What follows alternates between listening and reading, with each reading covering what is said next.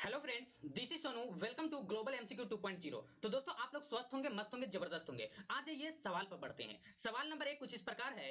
कहता है कि निम्न निम्न कथनों पर विचार कीजिए। दोस्तों, विचार करना है कि रक्त समूह ए बी में कोई एंटीजन उपस्थित नहीं होते हैं। कहता है कि ब्लड ग्रुप ए बी उसमें एंटीजन नहीं होता है। दूसरा कहता है कि रक्त समूह ओ में दोनों एंटीबॉडी उपस्थित ए तथा बी होते हैं। देखिए दोस्तों, सबसे पहले आप समझ लीजिए कि ये एंटीजन क्या है और ये एंटीबॉडी क्या है। किसमें एंटीजन होगा, किसमें एंटीजन नहीं होगा, किसमें एंटीबॉडी होगा, किसमें एंटीबॉडी नहीं होगा। अब ध्यान से देखेंगे दोस्तों। आ जाइए समझिए।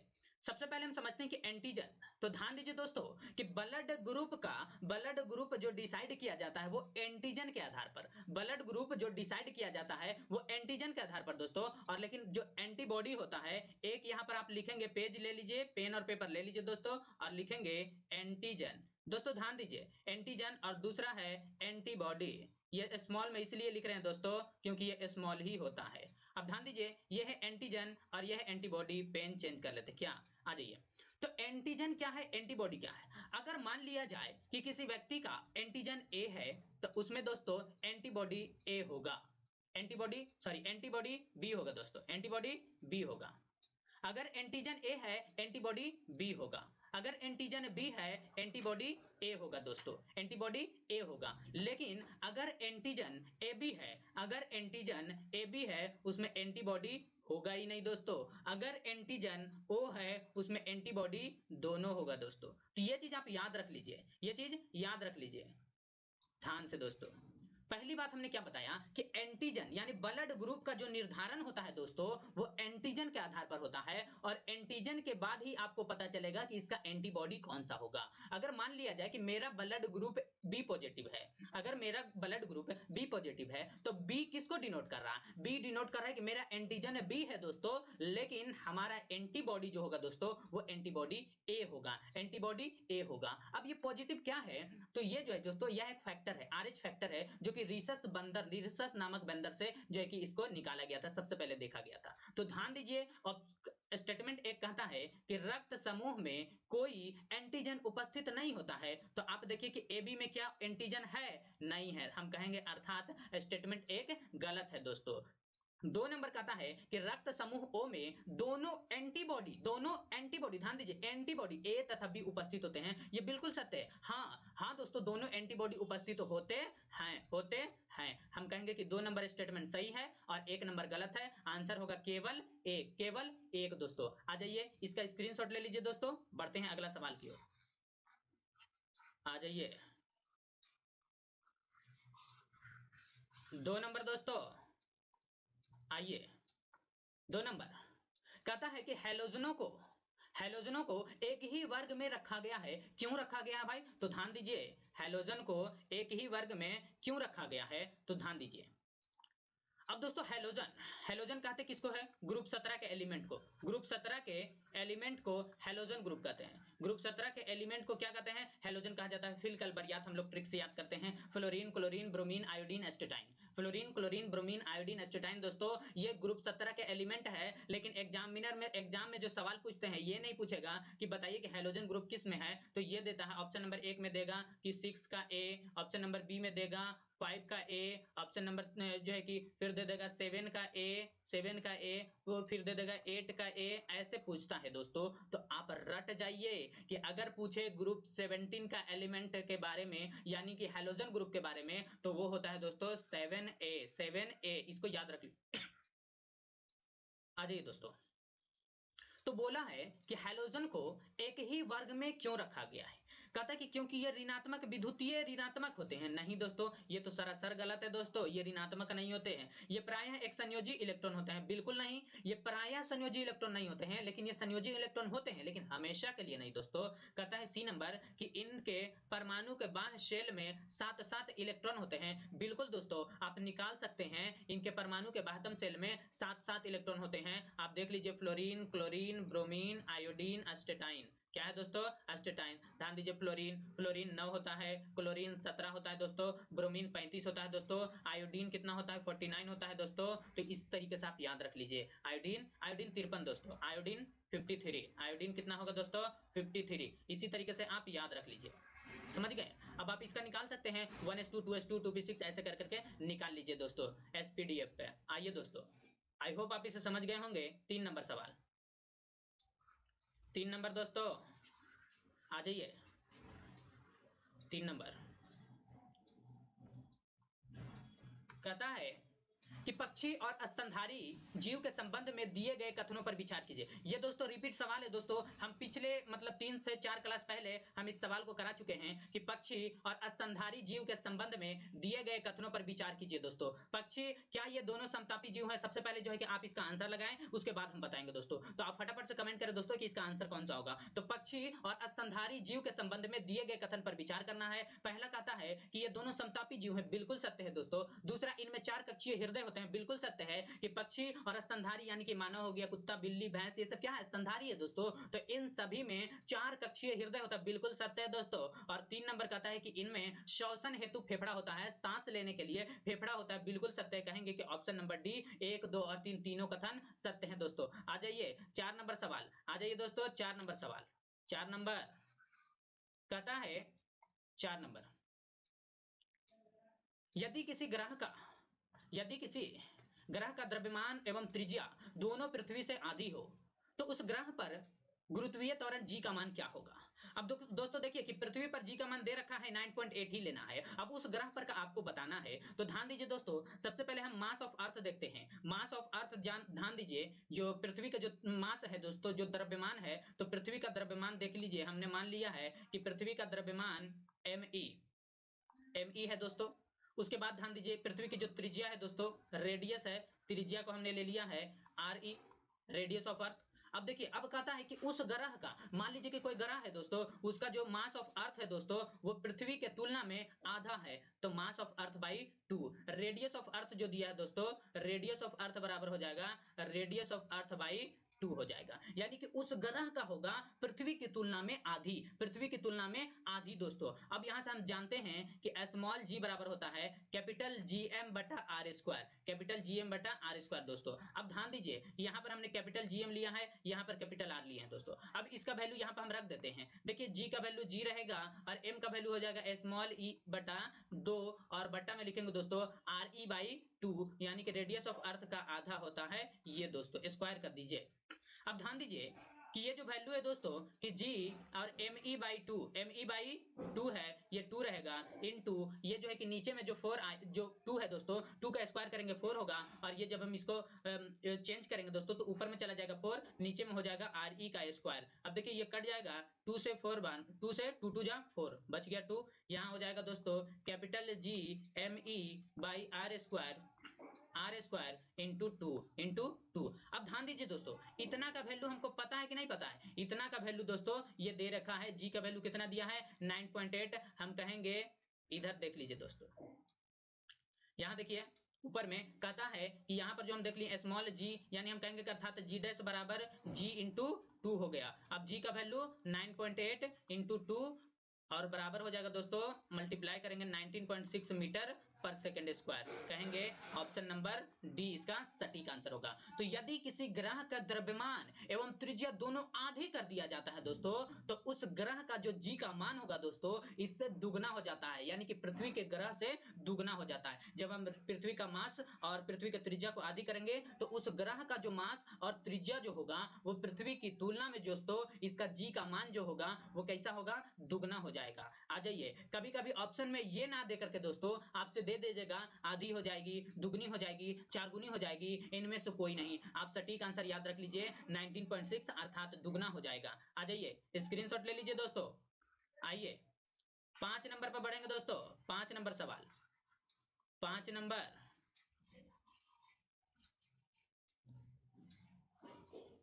आइए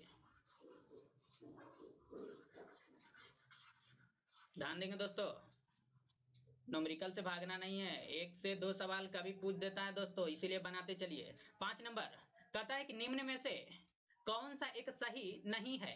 दोस्तों सही नहीं है अर्थात हम कहेंगे कि कौन है जो गलत है। कौन है जो गलत है ये बताना है। कहता है कि मसाला के रूप में प्रयोग किया जाने वाला जो लौंग, जो घरों में मसाले के रूप में प्रयोग किया जाता है दोस्तों, लौंग फूल की कली को सुखाकर प्राप्त किया जाता है। बिल्कुल सत्य है, ये कोई भी बता देगा दोस्तों कि मसाला के रूप में जो लौंग प्राप्त किया जाता है, जो कि उसको फूल की कली को सुखाकर प्राप्त किया जाता है, बिल्कुल सत्य है। दूसरा नंबर स्टेटमेंट कहता है कि कपास के रेशे रेशे यानी कि जो रुई होते हैं वो तने से निकाले गए कॉर्क का सूखा भाग है। गलत दोस्तों, गलत।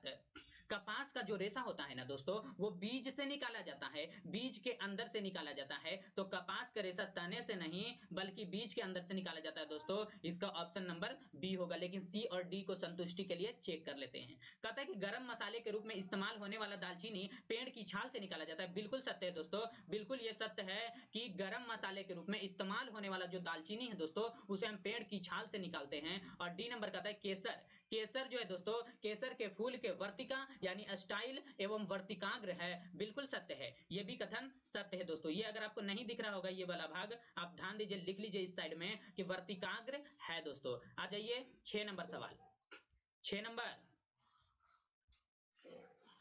ध्यान देंगे, 6 नंबर आइए। कहता है कि H2SO4 की अम्लीय शक्ति CH3COOH से क्या है, ज्यादा है, कम है, बराबर है, क्या होगा? तो ध्यान दीजिए, सबसे पहले आप समझने की कोशिश करें दोस्तों कि H2SO4 की अम्लीय शक्ति जो होता है दोस्तों, वो रट जाइए कि CH3COOH से ज्यादा होता है। क्यों ज्यादा होता है दोस्तों? क्योंकि ये ज्यादा मात्रा में आयन देता है। अब जो ज्यादा मात्रा में जो है कि हाइड्रोक्सिल जो ज्यादा मात्रा में जो है कि H+ आयन देता है, वो आयनित होता है। तो H2SO4 अधिक मात्रा में, बहुत अधिक मात्रा में, मैक्सिमम, अगर सबसे ज्यादा कोई स्ट्रॉन्ग अगर एसिड है तो वो H2SO4 है दोस्तों। सल्फ्यूरिक अम्ल है, सबसे स्ट्रॉन्ग एसिड सल्फ्यूरिक अम्ल है, ये भी याद रख लीजिए। सबसे स्ट्रॉन्ग एसिड, सबसे स्ट्रॉन्ग दोस्तों, सबसे स्ट्रॉन्ग अगर कोई एसिड है वो है सल्फ्यूरिक एसिड अर्थात H2SO4 है दोस्तों। तो कहता है कि H2SO4 की अम्लीय शक्ति जो है कि CH3COOH से, यानी कि एसिटिक एसिड, CH3COOH को क्या कहते हैं दोस्तों? एसिटिक एसिड, एसिटिक एसिड ये है दोस्तों, और वो हमारा सल्फ्यूरिक एसिड है। तो ध्यान दीजिए कि H2SO4 अर्थात सल्फ्यूरिक एसिड जो है कि एसिटिक एसिड से अधिक मजबूत होता है। क्यों मजबूत होता है? अम्लीय होता है। क्यों अम्लीय होता है? क्योंकि ये ज्यादा आयनित होता है, ज्यादा आयनित होता है, इसीलिए ये मजबूत होता है दोस्तों। आ जाइए 7 नंबर सवाल, 7 नंबर दोस्तों, और बहुत ही इजी सवाल है, ध्यान दीजिए। कहता है कि निम्नलिखित में से किसका न्यूनतम भेदन शक्ति है?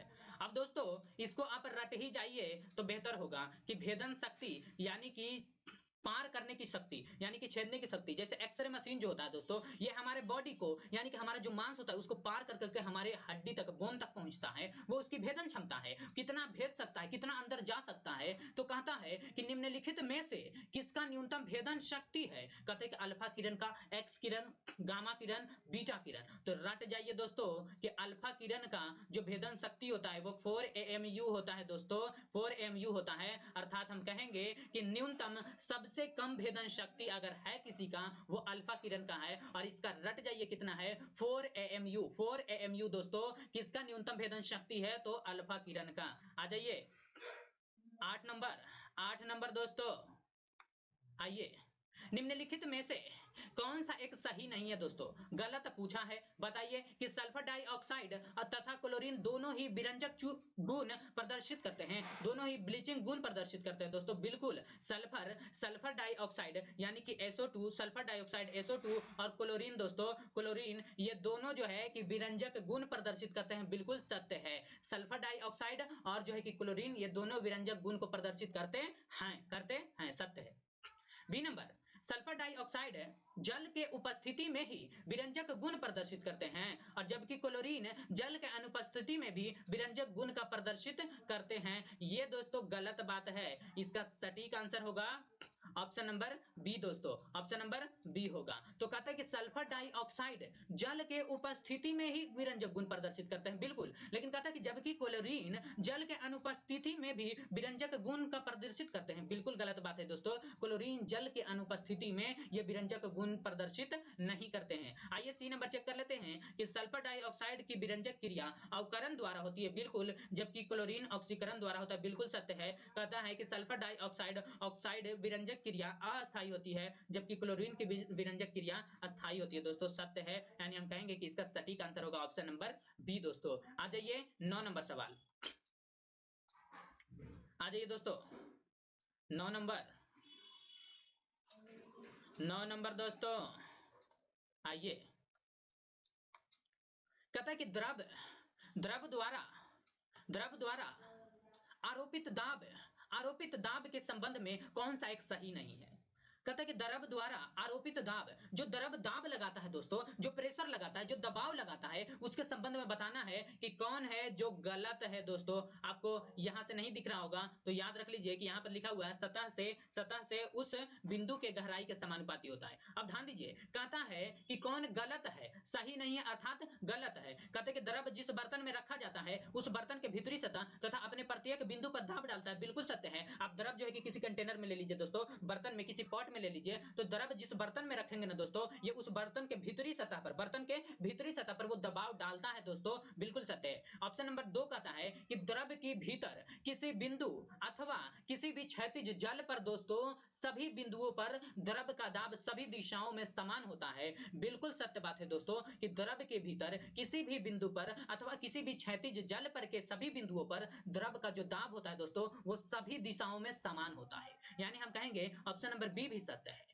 ऑप्शन नंबर सी देखते हैं, कहता है कि द्रव के भीतर किसी बिंदु पर द्रव का दाब मुक्त सतह से उस बिंदु के गहराई के समानुपाती होता है। बिल्कुल सत्य है कि द्रव के भीतर किसी बिंदु पर द्रव का जो दाब होता है। अब ध्यान दीजिए कि यह एक कंटेनर है, इस कंटेनर में हमने द्रव ले रखा है। अब इस द्रव में जो है कि पहला स्टेटमेंट कहता है कि ये जो है कि भीतरी सतह पर दाब डालता है, सत्य है। दूसरा स्टेटमेंट कहता है कि द्रव जो है कि किसी बिंदु अथवा इसके क्षैतिज तल पर जो है कि सभी दिशाओं में समान जो है कि समान दाब लगाता है, बिल्कुल सत्य है। ऑप्शन नंबर सी कहता है कि द्रव के भीतर किसी बिंदु पर द्रव का जो दाब होगा दोस्तों वो मुक्त सतह से बिंदु के गहराई के समानुपाती, बिल्कुल सत्य है। लेकिन डी नंबर कहता है दोस्तों कि द्रव द्वारा आरोपित दाब द्रव के घनत्व से स्वतंत्र होता है। नहीं दोस्तों, द्रव द्वारा जो आरोपित दाब होता है वो द्रव के घनत्व से स्वतंत्र नहीं होता है। यह स्टेटमेंट गलत है। हम कहेंगे कि इसका सटीक आंसर ऑप्शन नंबर डी, क्योंकि द्रव जो होता है दोस्तों ये आरोपित दाब, द्रव के द्वारा जो आरोपित दाब मतलब द्रव के द्वारा लगाया गया जो दाब है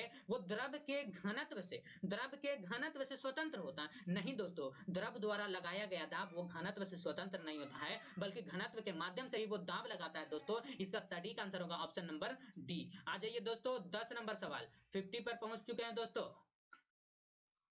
आइए 10 नंबर,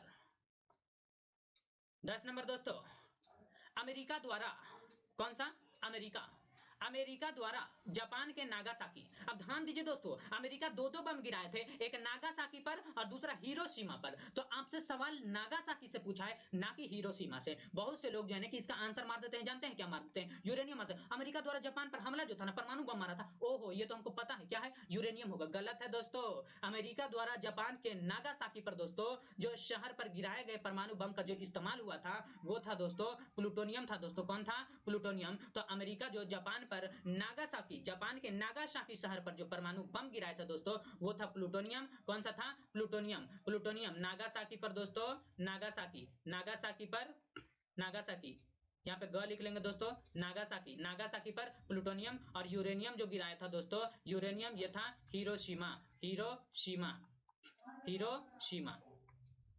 अब ये सवाल पूछता है कि अमेरिका जो जापान पर जो परमाणु बम गिराया था दोस्तों वो नागासाकी पर कब गिराया और जो है दोस्तों हिरोशिमा पर कब गिराया। इसके लिए आप जो है कि कमेंट सेक्शन में बताएंगे कि इसका आंसर क्या होगा। आ जाइए 11 नंबर सवाल, 11 नंबर, आइए दोस्तों 11 नंबर, आइए। मानव जीभ में औसतन कितनी स्वाद कलिकाएं उपस्थित होती है दोस्तों। जीभ, ये जो हमारा जुबान देख रहा है, ये तो दोस्तों ना ही अंत में और ना ही फर्स्ट में और ना ही दोनों साइड में, यानी कहेंगे कि जहां पर से आप तीखा, नमकीन, कड़वा, इन सब की जो जानकारी आपको प्राप्त होता है जुबान के माध्यम से, कैसा लग रहा है, जो टेस्ट बताते हैं, स्वाद कलियां दोस्तों। और स्वाद कलियां जो बर्ड्स जो पाए जाते हैं दोस्तों, बहुत ज्यादा मात्रा में पाया जाता है और ये बीच के भागों में पाया जाता है दोस्तों। और अंत में इसका साइज बड़ा बड़ा होता है।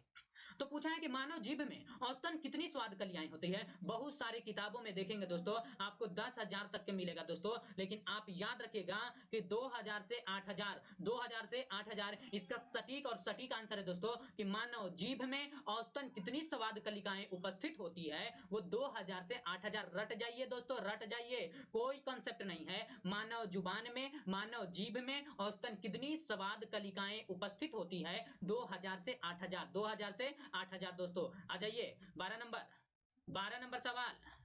12 नंबर कहता है कि हुक का नियम, दोस्तों हुक का नियम निम्न में से किसको परिभाषित करता है। अब जो हुक का नियम है दोस्तों, ये किसे परिभाषित करता है, ये दोस्तों यंग प्रत्यास्थता गुणांक को प्रभावित करता है दोस्तों। और प्रत्यास्थता गुणांक का फॉर्मूला याद रख लीजिए, प्रत्यास्थता गुणांक बराबर होता है प्रतिबल बटा विकृति। प्रतिबल अंग्रेजी में कहेंगे स्ट्रेस, स्ट्रेस स्ट्रेस प्रतिबल बटा विकृति, प्रतिबल बटा विकृति दोस्तों, प्रतिबल बटा विकृति। और विकृति को अंग्रेजी में स्ट्रेन कहा जाता है दोस्तों, क्या कहेंगे, स्ट्रेन कहा जाता है। यानी कि हम कहेंगे कि modulus of elasticity is equal to होगा stress upon strain, modulus of elasticity is equal to होगा स्ट्रेस अपॉन स्ट्रेन। यानी कि प्रत्यास्थता गुणांक बराबर होगा प्रतिबल बटा विकृति, प्रतिबल बटा विकृति। इसका डायमेंशन भी पूछता है दोस्तों, इसका डायमेंशन क्या होगा, तो प्रतिबल, ध्यान दीजिए, प्रतिबल बटा विकृति, विकृति का कोई डायमेंशन नहीं होता है दोस्तों। अब प्रतिबल, ध्यान दीजिए कि बल पर जो क्षेत्रफल, यानी कि जिस क्षेत्रफल पर प्रतिबल जो होता है, यानी कि कितना क्षेत्रफल पर बल लग रहा है, कितना क्षेत्रफल पर बल लग रहा है, उसी को कहते हैं। तो प्रतिबल बराबर हो जाएगा, यानी कि बल बटा क्षेत्रफल, प्रतिबल बराबर हो जाएगा बल बटा क्षेत्रफल। और ध्यान दीजिए दोस्तों कि बल का डायमेंशन होता है ml_t-2, ml_t-2, और क्षेत्रफल का होता है अपॉन में लिखेंगे L2 से ये कट जाएगा, एक कट जाएगा, तो हो गया जा करके ml-1t-2। अर्थात हम कहेंगे दोस्तों कि प्रतिबल यानी कि प्रत्यास्थता गुणांक का जो डायमेंशन होगा, प्रत्यास्थता गुणांक का जो डायमेंशन होगा, वही प्रतिबल का डायमेंशन होगा। और दोस्तों विकृति अर्थात स्ट्रेन का कोई डायमेंशन नहीं होता है, ये यूनिटलेस है दोस्तों, ये मात्रक लेस है दोस्तों, ना ही इसका कोई मात्रक होता है और ना ही इसका कोई यूनिट होता है, इसको रट जाइए।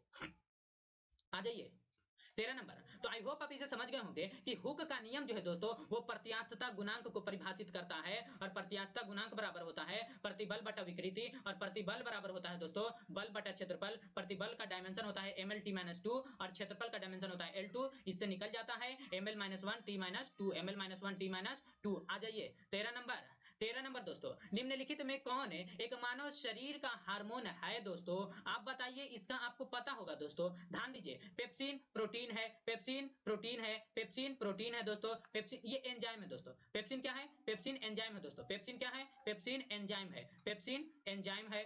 लेकिन हमसे पूछा है किसके बारे में, हार्मोन के बारे में, ट्रिप्सिन, पेप्सिन, ट्रिप्सिन, इरेप्सिन, ये सब क्या है दोस्तों, एंजाइम है, ये सब क्या है, एंजाइम है। कैरोटीन दोस्तों ये क्या है, ये प्रोटीन है दोस्तों। ध्यान दीजिए, एक प्रोटीन का आप याद रख लीजिए, बहुत हर एग्जाम में पूछता है दोस्तों, और ये बिहार पुलिस में भी पूछा गया सवाल है। ध्यान दीजिए, सवाल क्या पूछता है कि केराटिन प्रोटीन, बताइए कि केराटिन प्रोटीन किसमें पाया जाता है। या ये पूछ देगा कि मनुष्य के नाखून में, बाल में, जानवरों के सींग में कौन सा प्रोटीन पाया जाता है दोस्तों, केराटिन प्रोटीन। बहुत ही महत्वपूर्ण फैक्ट है, इसीलिए मैं बता दे रहा हूं। आप स्टार लगाएंगे, स्टार लगा लीजिए दोस्तों, और लिखेंगे कि केराटिन प्रोटीन जो है दोस्तों, मनुष्य के बाल में, मनुष्य के नाखून में, मनुष्य के बाल में, मनुष्य के नाखून में, जानवरों के सींग में, जानवरों के खूर में जो पाया जाता है प्रोटीन, वो केराटिन प्रोटीन। एक चीज और याद रख लीजिए दोस्तों, पूछता है कि अंडा में, अंडा के सफेद भाग में, स्टार लगाएंगे, अंडा के सफेद भाग में दोस्तों, अंडा के सफेद भाग में, एग सफेद भाग में, ब्रैकेट में एग लिख लीजिए, अंडा के सफेद भाग में जो पाया जाता है जो प्रोटीन दोस्तों, उसको बोलते हैं एल्बुमिन प्रोटीन। कौन सा दोस्तों, अंडा में एल्बुमिन प्रोटीन, अंडा में एल्बुमिन, एल्बुमिन दोस्तों, एल्बुमिन प्रोटीन। एक चीज याद रख लीजिए, सवाल ये भी पूछता है कि अंडा का जो पीला वाला भाग है दोस्तों, अर्थात उसे हम लोग जर्दी कहते हैं। तो जर्दी में जो पाया जाता है दोस्तों, यहाँ पर आप लिख लीजिए जर्दी। जर्दी में पाया जाता है कौन सा प्रोटीन? Globulin protein. कौन सा प्रोटीन? Globulin protein. याद रख लीजिए दोस्तों, रट जाइए। तो अंडा के सफेद भाग में एल्बुमिन प्रोटीन और पीला भाग में ग्लोबुलिन प्रोटीन। जानवरों के खुर में, जानवरों के सिंग में, मनुष्य के नाखून में, मनुष्य के बाल में केराटिन प्रोटीन। कौन सा प्रोटीन? केराटिन प्रोटीन महत्वपूर्ण है दोस्तों। और जितने भी सब्जी होते हैं दोस्तों, सब्जियों में विटामिन सी पाया जाता है, इसे भी रट जाइए। तो आई होप आप इसे समझिए कि निम्नलिखित में कौन एक मानव शरीर का हार्मोन है? ऑप्शन नंबर 1 बताइए, गैस्ट्रीन ये हार्मोन है दोस्तों। ये मानव शरीर का यह एक गैस्ट्रीन हार्मोन है दोस्तों। गैस्ट्रीन क्या है? ये हार्मोन है। बाकी pepsin enzyme, trypsin enzyme, carotene protein, इसको आप रट जाइए। आ जाइए दोस्तों, इसे आप स्क्रीनशॉट ले लीजिए। आइए 14 नंबर सवाल। 14 नंबर दोस्तों ध्यान दीजिएगा। 14 नंबर देखिए दोस्तों, जिसमें स्टार लगाएंगे बहुत ही महत्वपूर्ण होगा और आप इसे लिख लेंगे दोस्तों। देखिए, हालांकि अभी जो बीपीएससी ट्री जो है कि 6 to 8 का जो परीक्षा होने वाला है दोस्तों, उसके लिए भी बहुत महत्वपूर्ण है। आप साइंस इससे कर सकते हैं दोस्तों। देखिए साइंस जो है ना, ये आप किसी भी एग्जाम के लिए आप तैयारी कर सकते हैं। हालांकि ये नहीं कि आप बिहार पुलिस हैं, बीएसएससी हैं, आप बीपीएससी जो है कि किसी का भी आप तैयारी कर सकते हैं। आ जाइए 14 नंबर। 14 नंबर दोस्तों, और 14 नंबर ये रहा, सर्पी घर्षण। सर्पी घर्षण दोस्तों अर्थात स्लाइडिंग फ्रिक्शन। स्लाइडिंग फ्रिक्शन, आप खिड़की देखते होंगे, खिड़की में क्या करते हैं? स्लाइड करते हैं। स्लाइड वाला जो एल्युमिनियम का आता है दोस्तों, वो है क्या है? स्लाइड कर रहा है, इसीलिए हम कहेंगे स्लाइडिंग फ्रिक्शन। एक हम लेते हैं इंक्लाइंड प्लेन। इंक्लाइंड पर प्लेन पर हम किसी बॉक्स को रख देते हैं, ये क्या करता है? स्लाइड करता है दोस्तों नीचे की ओर। जब ये आता है ये स्लाइड करता है, इसी को कहा जाता है स्लाइडिंग फ्रिक्शन। स्लाइडिंग फ्रिक्शन रट जाइए दोस्तों कि स्लाइडिंग फ्रिक्शन किस प्रकार का घर्षण है। दोस्तों आप बताइए, किसी इंक्लाइंड प्लेन पर जब हम किसी बॉल को रख देंगे या किसी किसी जो है कि, और वो स्मूथ इंक्लाइन प्लेन है दोस्तों, और उस पर जब हम एक बक्सा को रख देंगे दोस्तों, वो बक्सा नीचे आएगा कि नहीं आएगा? और जब वो नीचे आएगा उसमें गति होगा, अर्थात हम कहेंगे कि इसमें स्लाइडिंग फ्रिक्शन अर्थात गतिज घर्षण। स्लाइडिंग फ्रिक्शन अर्थात गतिज घर्षण। अब ध्यान दीजिए, आप कहेंगे कि स्थैतिक घर्षण क्यों नहीं हुआ, सीमांत घर्षण क्यों नहीं हुआ? दोस्तों सीमांत घर्षण जो होता है दोस्तों, वो होता है दोलन। दोलन के वक्त होता है सीमांत घर्षण। स्थैतिक घर्षण, स्थैतिक घर्षण यानी कब होता है?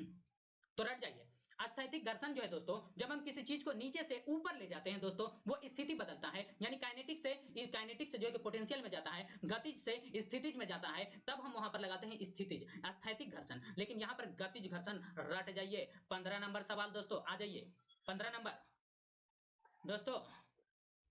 आइए, नम एवं आर्द्र वायु में, मतलब कि वैसी नम जहां पर जो कि ज्यादा गर्मी ना हो, ठंडी, यानी कि टेम्परेचर हम कहेंगे कि 20 से 25, 20 से 25 ये क्या है? नमी है दोस्तों, 20 से 25 नमी है। तो नम एवं आर्द्र वायु में लोहे को रखने पर उसमें जंग लग गया। अब हम क्या किए कि नम जगह पर और आर्द्र वायु में यानी कि सूखा जगह पर हमने क्या किया कि लोहे को रख दिया। जब हम रख देते हैं दोस्तों, उसमें जंग लग गया। अब जंग लगने का कारण क्या है? क्या वो तत्व है? क्या वो लोहा क्या एक तत्व है? क्या वो यौगिक है? क्या वो मिश्रण है? क्या वो विलयन है? वो क्या है दोस्तों? तो रट जाइए, रट जाइए। बहुत से लोग इसका मार देते हैं, क्या मारते हैं? मिश्रण। मिश्रण है दोस्तों, मिश्रण हवा है, हवा मिश्रण है, हवा मिश्रण है दोस्तों। ना ही ये यौगिक है, ना ही ये तत्व है, ये क्या है दोस्तों? तो जब हम नम, देखिए ये जंग के बारे में पूछे, ना कि आपसे लोहा पूछा। अगर पूछता कि लोहा, लोहा क्या है दोस्तों, तब हम मानते कि वह एक तत्व है, वह एक क्या है? तत्व है दोस्तों। लेकिन सवाल जंग से पूछा है, और जब वो जंग लग गया है दोस्तों, तो वो जंग कोई निश्चित अनुपात में नहीं होता है। जब जंग निश्चित अनुपात में होता,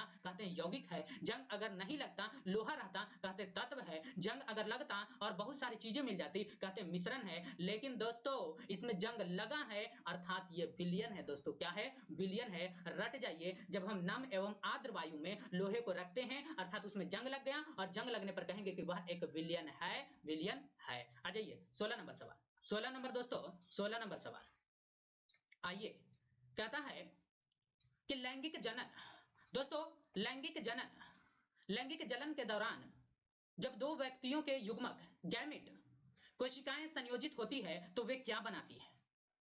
अब दोस्तों इसको सबसे पहले समझिए कि गैमेट क्या है, युग्मक क्या है, युग्मक बनेगा कब, लैंगिक जनन क्या है दोस्तों, समझिए।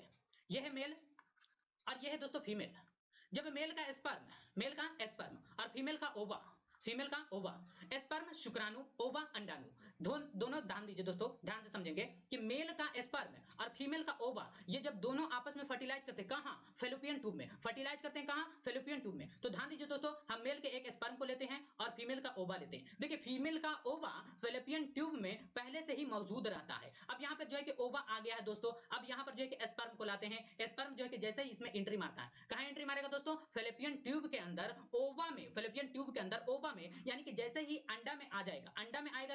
शुक्राणु यानी कि स्पर्म जब आता है दोस्तों तो ये जाइगोट बना लेता है। क्या बनाता है दोस्तों? जाइगोट बना लेता है। क्या बनाता है? जाइगोट बनाता है। रट जाइए, तो जब मेल का स्पर्म और फीमेल का ओवा एक दूसरे से फैलोपियन ट्यूब में मिलते हैं, मिलने के दौरान वहीं पर जो है कि जाइगोट, जाइगोट अर्थात उसे हिंदी में कहेंगे दोस्तों युग्मनज का निर्माण होता है। उसके बाद आप कहेंगे कि भ्रूण का निर्माण कब होगा, अंडा का निर्माण कब होगा, एंडोस्पर्म का निर्माण कब होगा दोस्तों, इसके लिए अलग से एक क्वेश्चन लॉन्च करेंगे दोस्तों। आज अभी फिलहाल के लिए समझिए, ऑप्शन नंबर 1 इसका सटीक आंसर होगा कि मेल का स्पर्म फीमेल का ओवा फैलोपियन ट्यूब में मिलेगा, जाइगोट का निर्माण होगा। आई होप आप समझ गए होंगे। आ जाइए 17 नंबर सवाल।